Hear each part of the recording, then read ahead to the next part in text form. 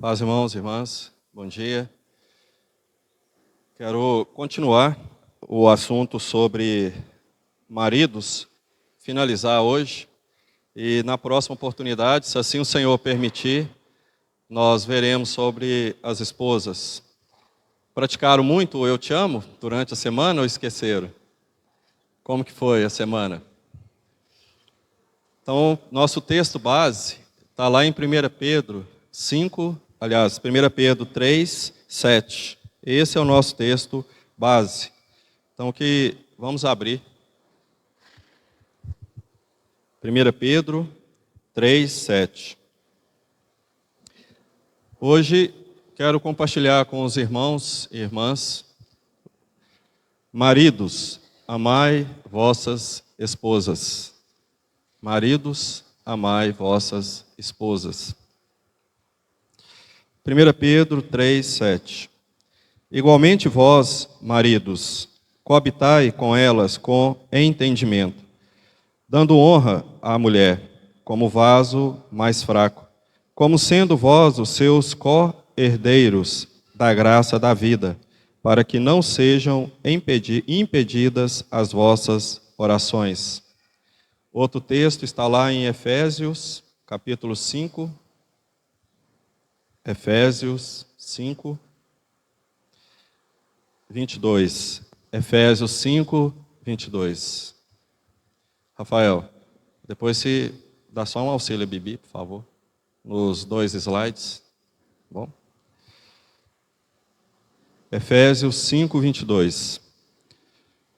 Nós vamos ler todo esse texto, porém, a minha ênfase não vai ser sobre as mulheres, as esposas hoje, mas sim os maridos.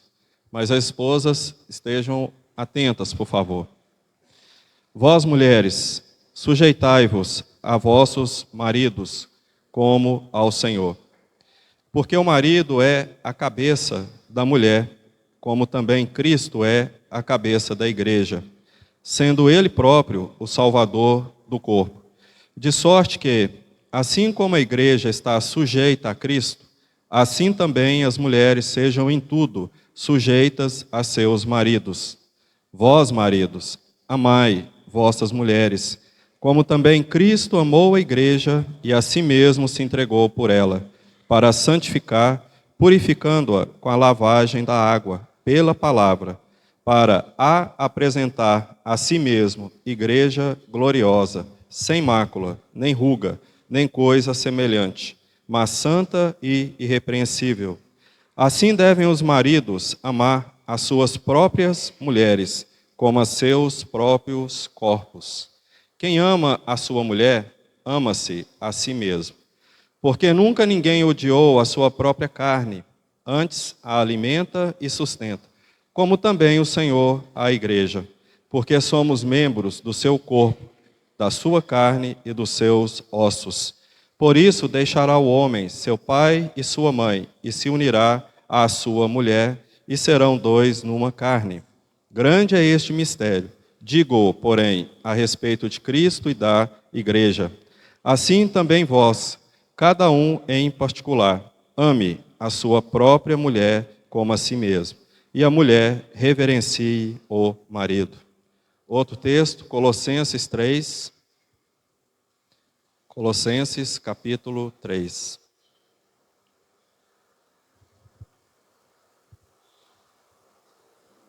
XIX. 3:19.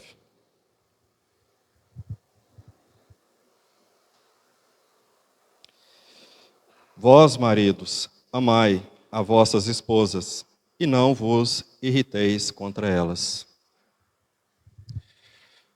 Tanto Paulo quanto Pedro, ao falarem sobre casamento, relacionamento, para os maridos, há a ênfase de amar as esposas. E Paulo, lá em Efésios, ele coloca que o marido é a cabeça da mulher. Se o marido é a cabeça da mulher, então a mulher é o corpo. Paulo, lá em Efésios, ele fala sobre o mistério, Cristo e a igreja. Não vou falar sobre isso, vou falar sobre marido e mulher. Como tem que ser o nosso relacionamento? como que nós, maridos, devemos amar as nossas esposas. Porque amar nossas esposas naturalmente, nós já fazemos. Mas esse amor aqui é o amor ágape. É o amor mais elevado.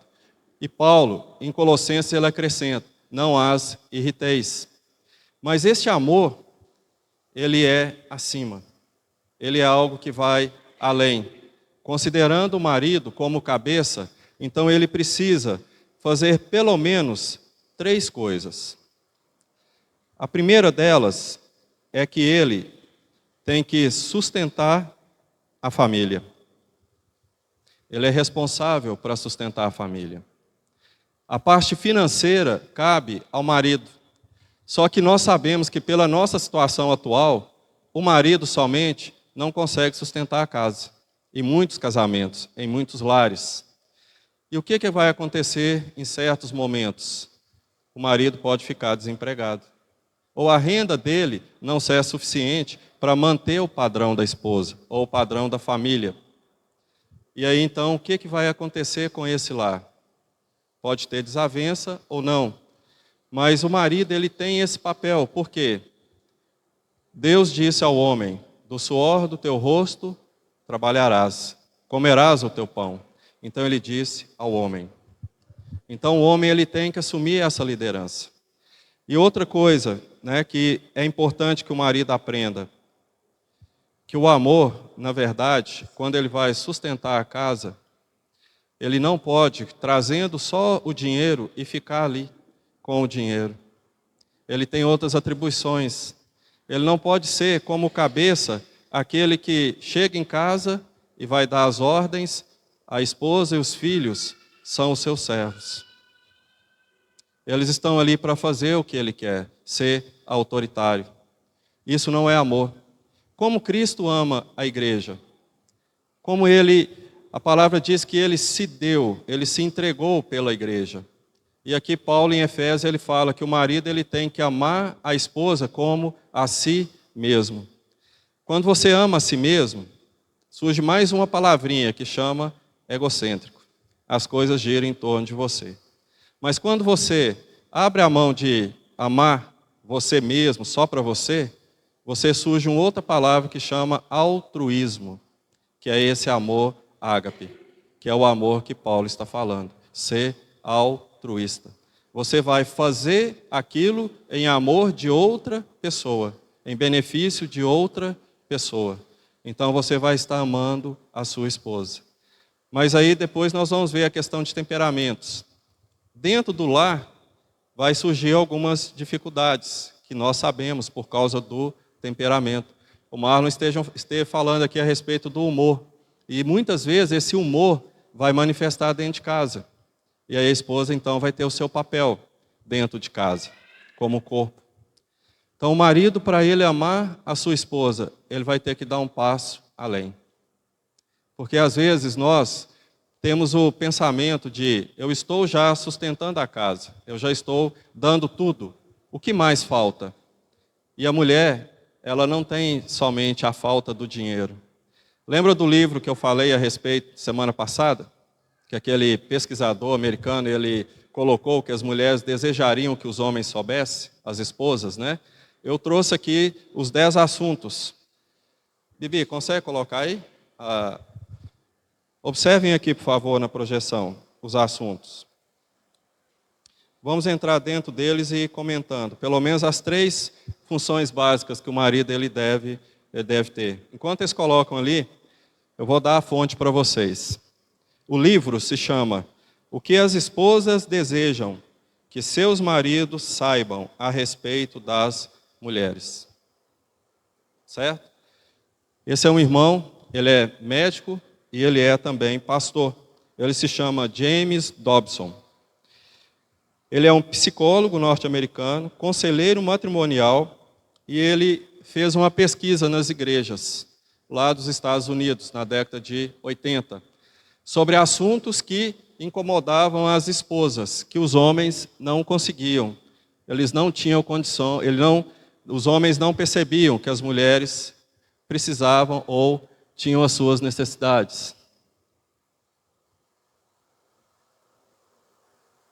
Capaz que duplicar a tela aí, acho que é possível. Então tá ali, ó. Então o que ele fez? Todos conseguem ver o que estão aí no canto? Conseguem? Eu identifiquei na minha vida alguns temas, são 10, que ainda tem valor para mim nessa situação. Então um deles é ausência de amor romântico. Ausência de amor romântico. O Natalício e outro irmão que não está mais aqui conosco, no meu casamento, pregou sobre as 5 linguagens do amor. E uma delas era palavras de afirmação. Isso há 25 anos eu lembro o que o Natal pregou. O outro assunto é conflito com parentes.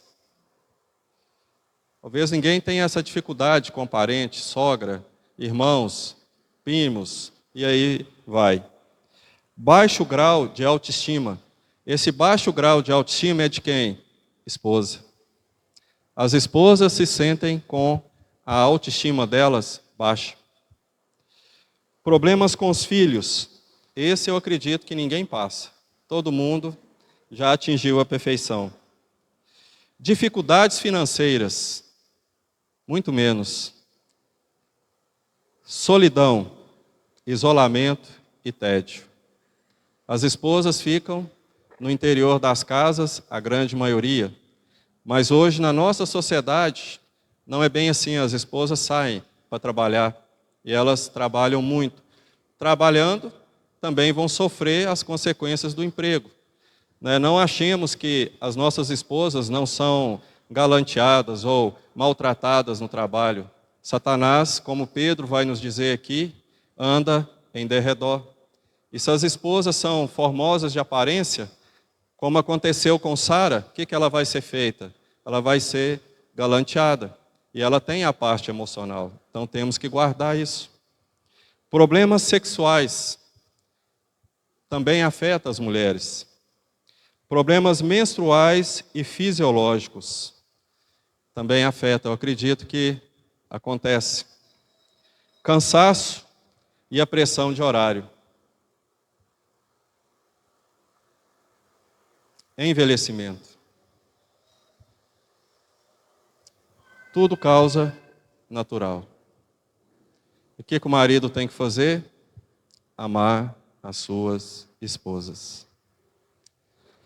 Qual tipo de amor? O amor natural? O amor que nos fez casar com elas? O Senhor sabia desse amor. Por isso que quando Ele escreveu, o Espírito Santo colocou ali, maridos, amai as vossas esposas, não é somente o amor natural.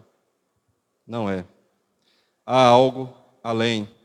Semana passada nós lemos em Gênesis que o Senhor fez Adão dormir, pesado sono, retirou dele e fez a mulher.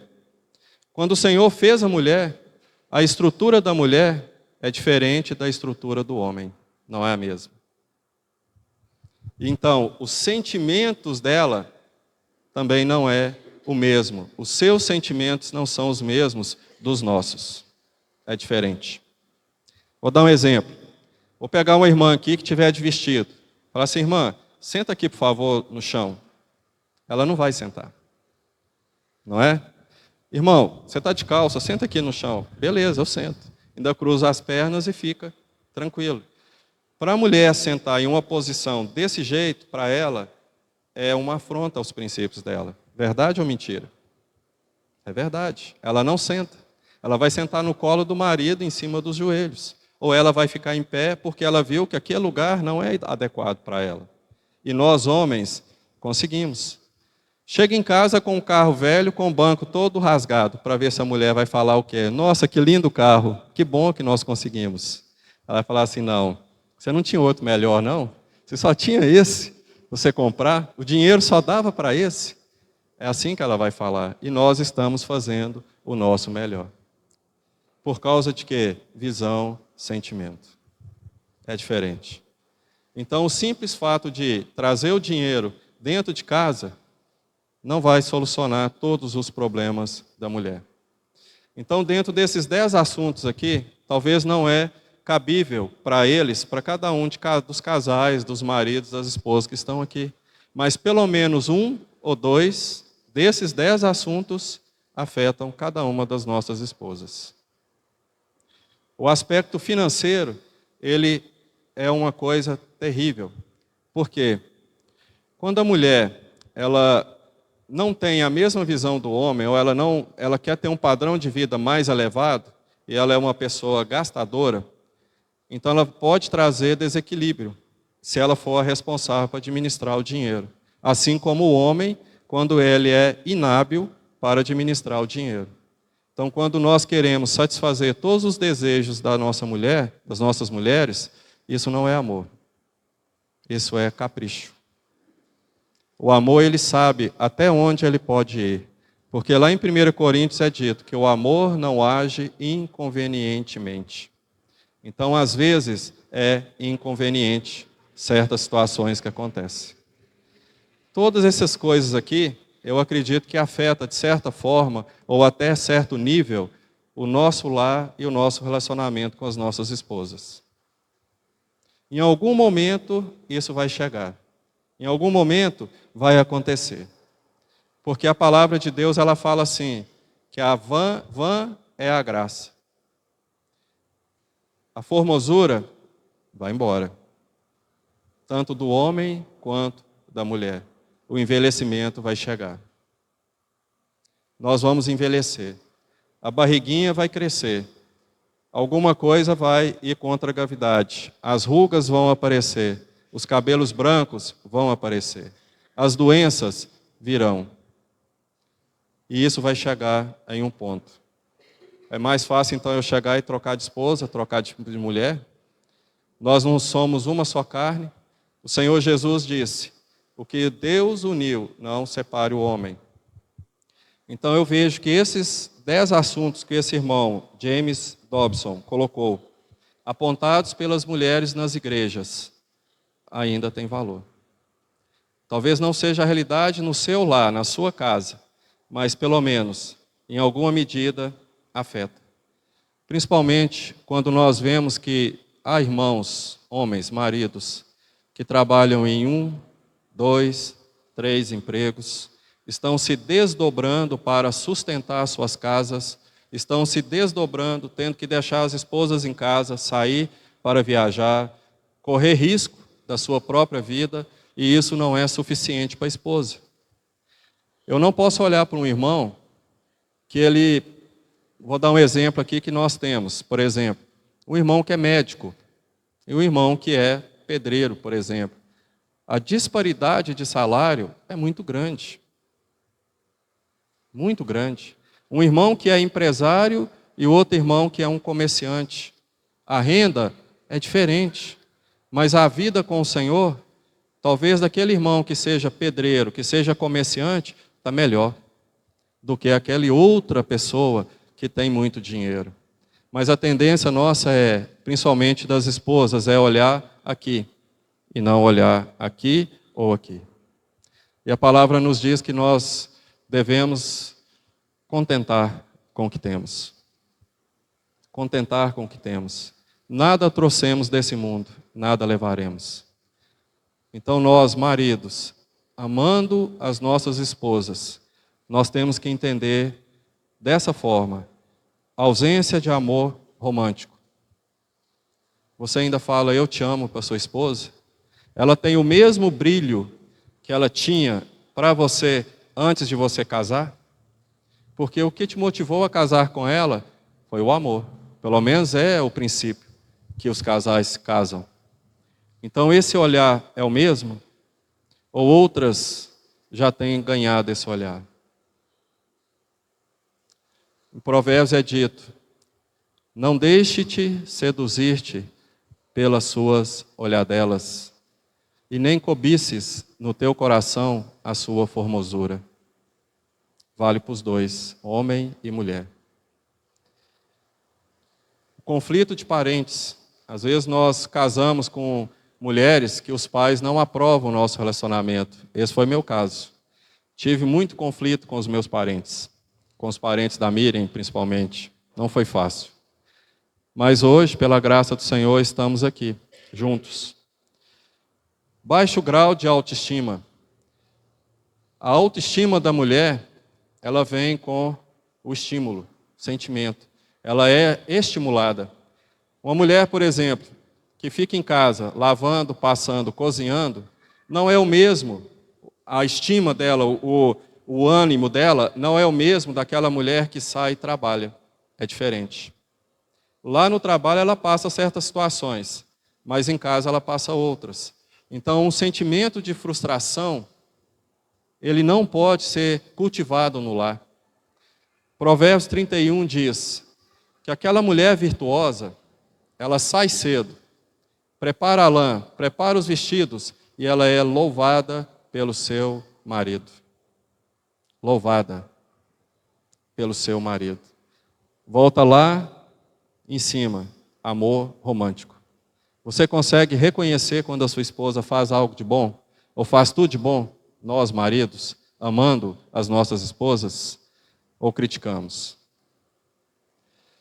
Problemas com os filhos. O lar de Isaac era dividido.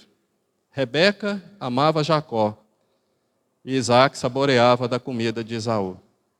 Um lar dividido. Um lar espiritual. Então, numa casa onde há mais de um filho, por exemplo, ou há um só filho, como é o meu caso, não, os filhos não devem ser problema para dividir o casal. Talvez falaremos disso em outra ocasião, mas deve ser unidos. Porque em Provérbios é dito que feliz é o homem que enche a sua aljava de filhos. Põe eles dentro como se fossem flechas para serem utilizados, ou serem utilizados mesmo no momento oportuno. Dificuldade financeira. Passamos, né, Mauro? Todo dia, todo mês tem que matar um leão. Todo momento o leão tem que ser morto. E as esposas têm que reconhecer isso. Muitos conflitos podem ser evitados. O Alberto outro dia falou assim, joga fora os seus cartões de crédito. Jogar o cartão é fácil, o difícil é o boleto. O boleto é difícil de jogar fora, porque todo mês ele vai chegar. Então nós temos que controlar. Temos que controlar essa parte. Não gastar aquilo que nós não temos. Porque a dificuldade financeira pode vir até mesmo sobre aqueles que se mantêm controlados. Aqueles que entregam, né? Eu não vejo problema. Depois nós vamos, na outra oportunidade, eu quero falar sobre isso. A esposa administrar o salário. Não é problema. O problema é quando tudo perde o controle. Isolamento, solidão e tédio. A esposa se sente sozinha, isolada. Você vive no seu mundo e ela vive no dela. E o tédio? As mesmices de toda vez. Você já viu aquela história que o homem vai pescar sozinho, não leva a esposa? E a esposa também, muitas vezes, não gosta de pescar. Porque o ambiente não é bom. Tem mosquito, tem sol. E aquela esposa que vai com ele é muito bom. Mas você, vamos pegar aqui algo tão simples.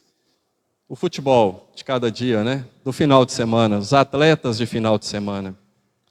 Alguns momentos, você vai ter que largar esse futebol para olhar a sua esposa. Você vai ter que largar a pescaria para olhar a sua esposa. Paulo, ele disse, quem ama a sua esposa, cuida dela como a si mesmo. Então, eu cuidando da minha esposa como a mim mesmo, ela vai se sentir valorizada. Não haverá tédio, não haverá solidão. E olha como estão aqui a congregação, como estão cada casal.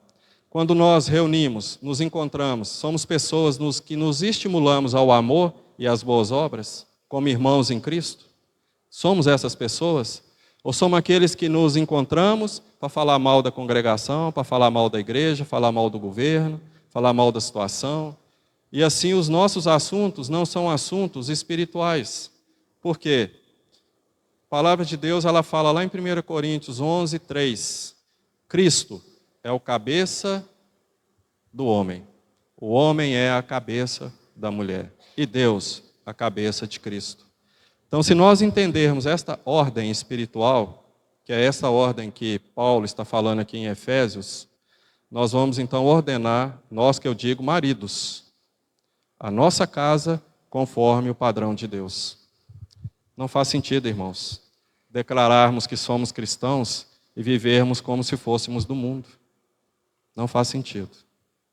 A nossa casa tem que ser o reino de Deus na terra. Tem que ser o seu pequeno castelo. Certo? O seu refúgio. Ele é assim? Ou ele é um campo de batalha? Onde todos os dias você chega, tem que batalhar, tem que guerrear, tem que ter conflitos, tem que ter dificuldade. Tenho certeza que Deus colocou o homem como cabeça e Ele vai cobrar do homem, como Ele cobrou de Adão. Ele não cobrou de Eva, Ele não cobrou da serpente, Ele cobrou de Adão. Ele colocou o homem como responsável para manifestar, cuidar da sua obra. E os filhos e as esposas são esta obra que somos confiados. Na época do Senhor Jesus, havia já muita confusão a respeito do casamento. Os discípulos perguntaram para ele assim: bom, então se essa é a situação do matrimônio, não convém o homem casar. O Senhor falou assim: não foi assim desde o princípio. Não é assim. Vocês estão entendendo errado. Então os homens, nós deturpamos a verdade de Deus. Nós entendemos errado. O casamento não tem pecado, não tem problema. A instituição, casamento. Agora tem duas pessoinhas dentro desse casamento que é problema, que é o marido e a esposa. A instituição de Deus é perfeita. A igreja, ela é perfeita. Ela vai ser apresentada a Cristo sem ruga, sem mancha, sem defeito. Perfeita que ela vai ser apresentada. Porque Deus é perfeito. Davi, ele falou assim: mesmo que a minha casa não seja tal qual eu desejaria, mas ele ainda continuava servindo o Senhor. Não desistia. Nós não podemos desistir. A nossa casa tem que ser um estímulo para nós servirmos ao Senhor como igreja e na igreja. Outro ponto, senão nós vamos governar a família. O governo da família é do homem, não é da mulher. Eva deu nome aos filhos. Ela não poderia, se fosse olhar essa questão de governo. Entenda bem, Deus não abre mão do seu governo, da sua autoridade.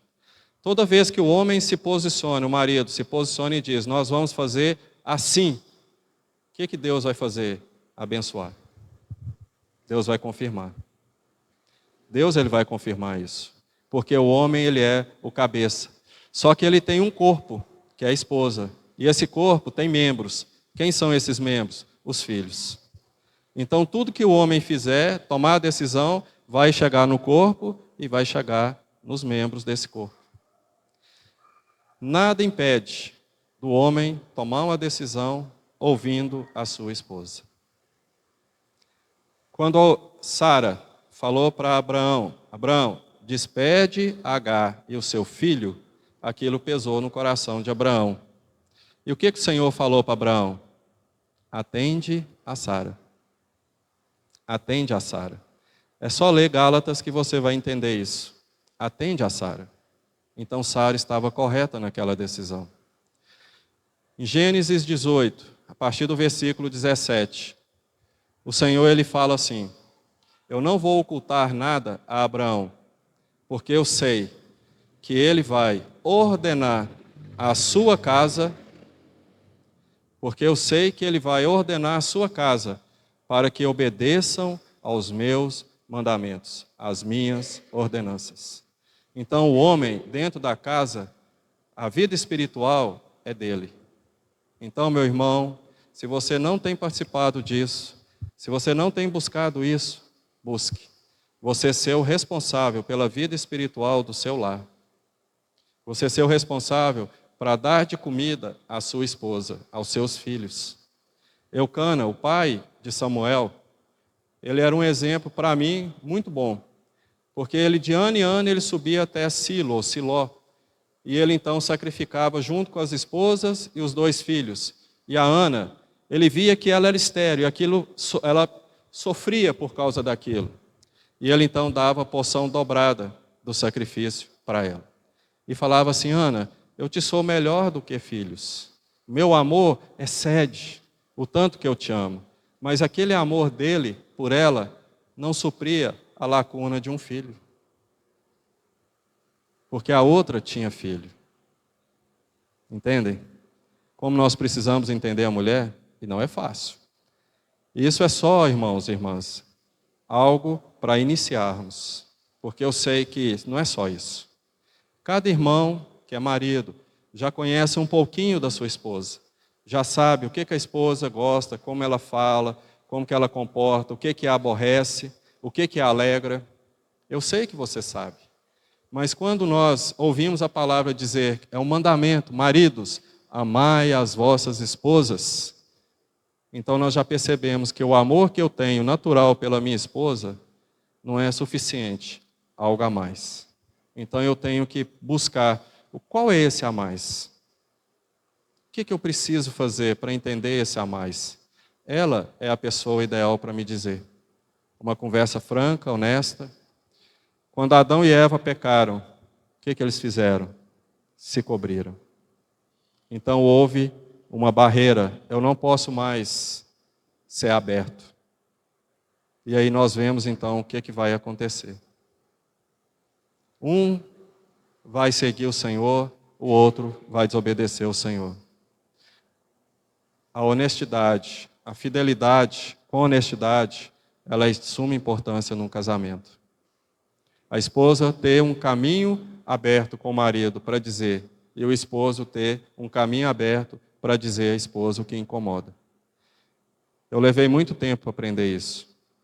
Talvez os casais mais jovens que casaram recentemente, que estão aqui no nosso meio, possam absorver essa experiência. E você que já tem um certo caminhar, ou já tem mais tempo do que eu de casado, o que você tem aprendido? Aquela teclinha tem sido batida, né? Confesso para vocês que tenho errado em muitos aspectos, mas tenho procurado melhorar. E esse bem-estar espiritual, os nossos filhos, como pai, que nós somos cabeça, eles vão olhar para nós. Eles vão ver esses membros da nossa família.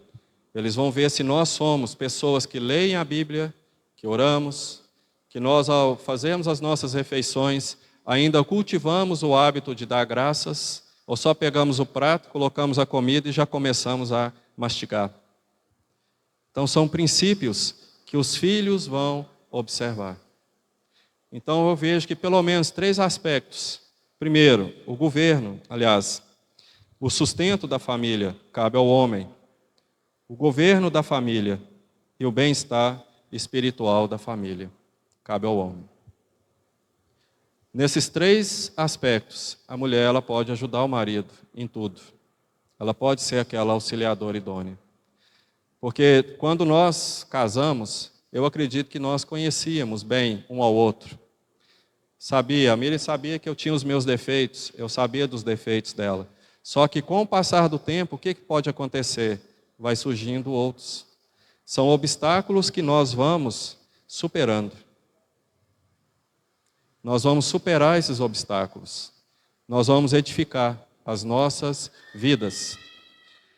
E a gente sabe que o amor é algo que tem que ser feito e ele vai morrer, ele vai operar, na verdade, a morte do ego dos dois. Há dito de casais que viveram muito tempo e vivem muito tempo, que um olhando para o outro, eles já sabem o que o outro está pensando. Se gosta, se não gosta. E aí eu ponho aqui um detalhe. Quando você caminha muito tempo com a mulher, com a sua esposa, e ela está vindo, sofrendo, você consegue estar disposto a mudar? Essa semana eu coloquei algo para mim, internamente, para mudar. Eu espero que o Senhor dê forças para mudar. Então, o nosso lar, irmãos, homens, maridos, tem que ser o nosso pequeno castelo. E as nossas esposas têm que saber ser aquelas mulheres sábias. Tem uma mulher na Bíblia que ela chama Abigail. E ela era casada com um homem, Nabal. O nome Nabal significa louco. Era a característica dele, ele era louco. Davi estava com seus soldados, com seus companheiros, seus valentes, fazendo as guerras do Senhor. Então eles chegaram nas terras de Nabal. E Davi mandou mensageiros pedindo uma ajuda em alimento. E Nabal não quis. Falou que Davi era rebelde, tinha fugido do seu senhor Saul e não quis. E Davi então falou, então já que o caso é assim, eu vou lá resolver. Ele então pegou os valentes e ia para matar Nabal. E Abigail sabia disso, tomou conhecimento disso. O que ela fez? Ela pegou os alimentos, colocou sobre jumentos e foi de encontro a Davi. Falou, não faça isso. Nabal é louco. O nome dele significa o que ele é. Poupa. Davi então não foi e matou. Só que ela não acusou Nabal, não expôs Nabal por Davi. Não foi lá também para trocar de marido, já que Davi seria o próximo rei, embora ela mais tarde se tornou esposa de Davi. Ela então esperou Nabal terminar o vinho que ele tinha bebido, porque era época de tosquia, de festa. A hora que acabou tudo, ela chegou para ele e falou assim, olha, você fez besteira. Davi ia vir, ia te matar, e assim aconteceu. Aquilo para ele foi como nada. Mas o que é interessante, ela não expôs Nabal perante os servos de Nabal. E nem subiu na tamanca. Nada disso. Ela esperou, ela foi sábia. E aí então é dito que o Senhor permitiu que Nabal morresse, sem Davi ter que matá-lo, sem a esposa expô-lo, sem causar nenhum outro mal. Mais tarde, Abigail se tornou esposa de Davi. Então a palavra de Deus, ela é repleta de exemplos para nós, maridos, esposas, filhos, como nós devemos nos comportar, como nós podemos praticar esta palavra e termos a nossa vida espiritual edificada. Não faz sentido, irmãos. Sinceramente, nós falarmos que somos cristãos e vivermos como pessoas do mundo. O homem, ele tem que dar essa direção, mas ele também não vai ser carrasco. Ele não vai ser aquele, como eu disse para vocês, que meu pai chegava em casa e tudo serenava, com medo.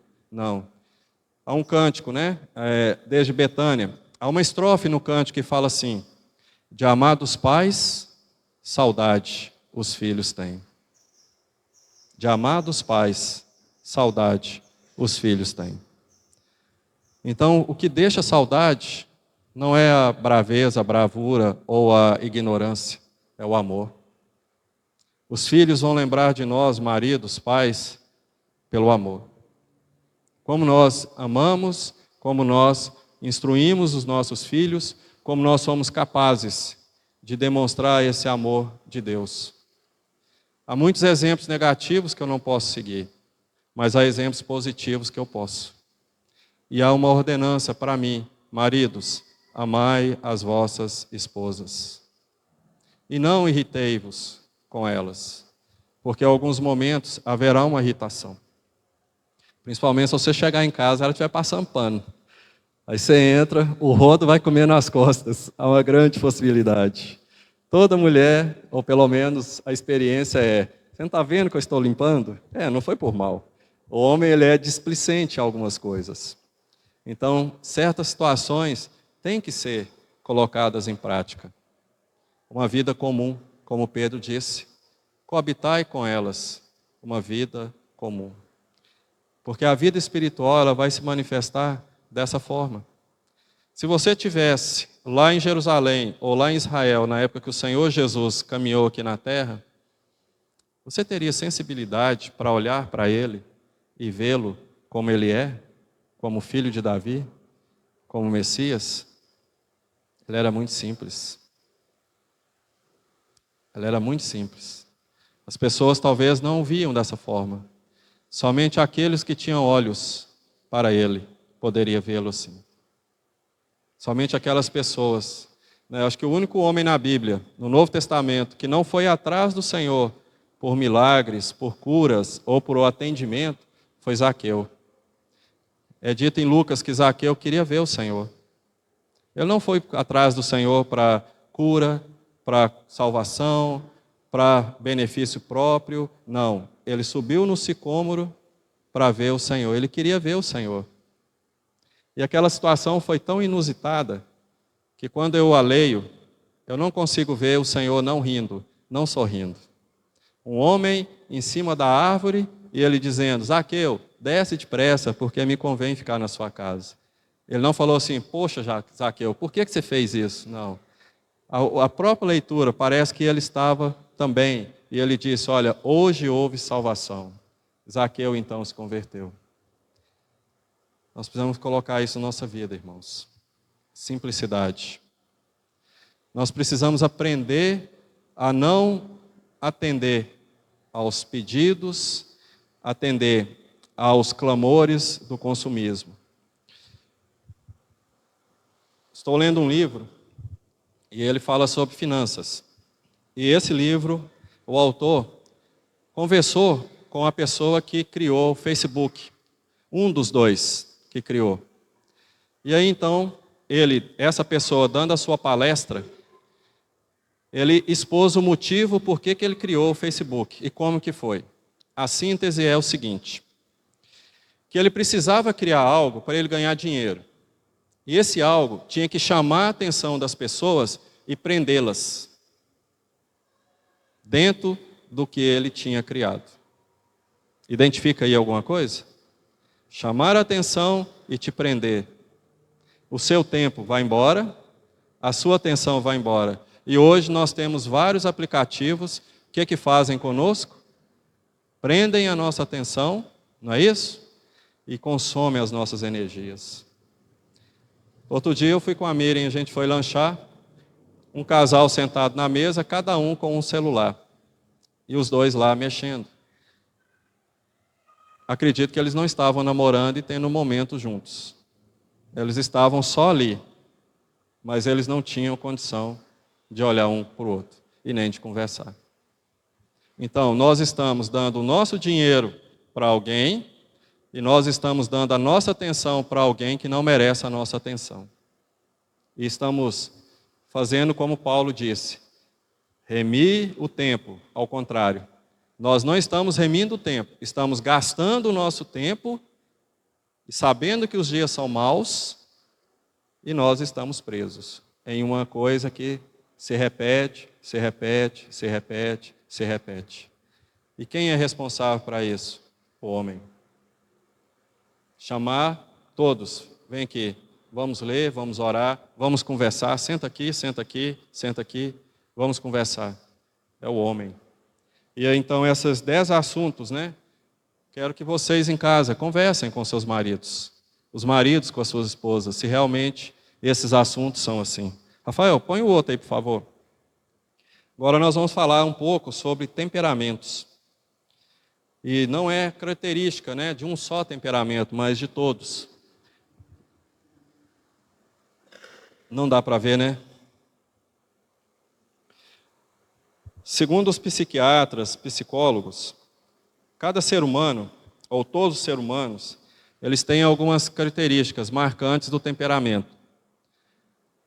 Um pouco de pessoa será sanguínea. O que é uma pessoa sanguínea? Caracterizada por mais extrovertida e otimista. Pessoas alegres, esperançosas, calorosas, amáveis, simpáticas. De modo geral, são explosivas, instáveis emocionalmente, impulsivas e até egoístas. Colérico. Pessoa com temperamento colérico são mais explosivas e agressivas do que as demais. São pessoas dominadoras, ambiciosas, determinadas, impulsivas, comandam e lideram e são bons planejadores. Em algumas atitudes, situações são intolerantes, egocêntricas e impacientes. Fleumático. Sabe aquela pessoa que faz de tudo para evitar um conflito? Então essa é uma das características de um fleumático. São pessoas doces, pacíficas, sonhadoras, positivas e disciplinadas. geralmente essas pessoas são confiáveis e equilibradas. Melancólico. O temperamento mais profundo é o melancólico. Os melancólicos são sensíveis em suas emoções, são pessoas detalhistas que gostam de ficar mais quietinhas, possuem dificuldade de expor as suas emoções e sentimentos, são fiéis e desconfiados. São pessoas leais, sensíveis e dedicadas. Lembrando que todas essas características não são regras. Então, olha lá. Vou sair aqui, Sérgio. Em cima lá tem as qualidades. Vou mais para trás ali. Em cima tem as qualidades, ok? Que é o lado exterior do círculo. O lado interior são os pontos de melhoria, os defeitos. E ali então o círculo está dividido por uma cruz, né, um sinal de mais no seu interior. Então do lado esquerdo superior tem lá o sanguíneo. Característica dele, qualidade, bom companheiro, comunicativo, entusiasta, amável, simpático, compreensivo. Quais são os pontos de melhoria dele? Indisciplinado, inseguro, egocêntrico, exagerado, medroso. Do lado esquerdo inferior, melancólico, qualidade, habilidoso, sensível, perfeccionista, vaidoso, idealista, leal, dedicado. Pontos de melhoria ou defeitos, mal-humorado, confuso, antissocial, crítico, inflexível. Do lado superior direito, está lá o colérico, qualidade dele, obstinado, independente, otimista, prático, eficiente, decidido, líder. Pontos de melhoria ou defeito, sarcástico, impaciente, intolerante, vaidoso, autossuficiente. E aqui na parte inferior direita, o fleumático. Qualidade dele, calmo, responsável, eficiente, conservador, prático, líder, bem-humorado. Pontos de melhoria ou defeito, calculista, indeciso, desconfiado, introvertido, desmotivado.